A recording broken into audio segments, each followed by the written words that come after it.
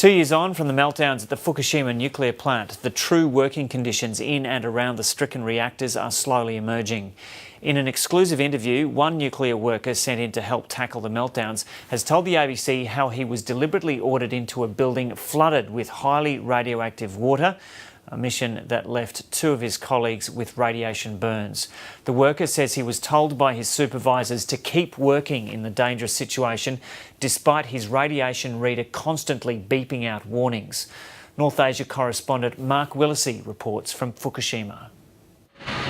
It was just 10 days after the Fukushima reactors melted down, and workers were still battling to cool the nuclear fuel.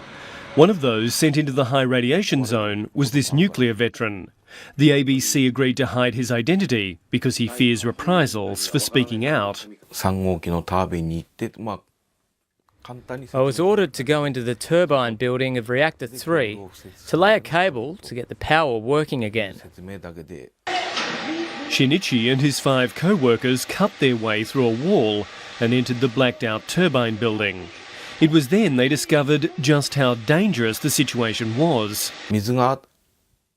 As soon as we started working, our radiation readers began beeping and quickly stopped when our preset exposure limit was reached. Then I looked down and saw all the water. We hadn't been told the basement was full of contaminated water. Most of Shinichi's co-workers were sent in wearing only ankle-high boots. 2 would suffer beta-ray burns from the contaminated water. The clean-up and stabilisation of the Fukushima nuclear plant has been plagued by scandals, including workers having their danger pay ripped off them by unscrupulous contractors and other workers being ordered to shield their radiation readers to keep their exposure to a minimum. Unless proper and safe conditions can be guaranteed, nuclear workers will continue to leave, and this crisis at the Fukushima plant will not be resolved. Shinichi argues that his supervisors knew the situation he was being sent into was dangerous, so he's taking his case to Japan's Labour Office.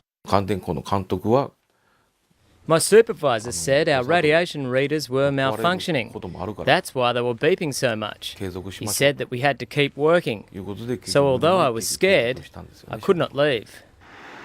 The plant's operator TEPCO says at the time it couldn't anticipate that there would be leaks in Reactor 3. For Shinichi, he had to stop working at the plant soon after his Reactor 3 mission because he'd reached his maximum radiation exposure. Mark Willisey, ABC News, Fukushima.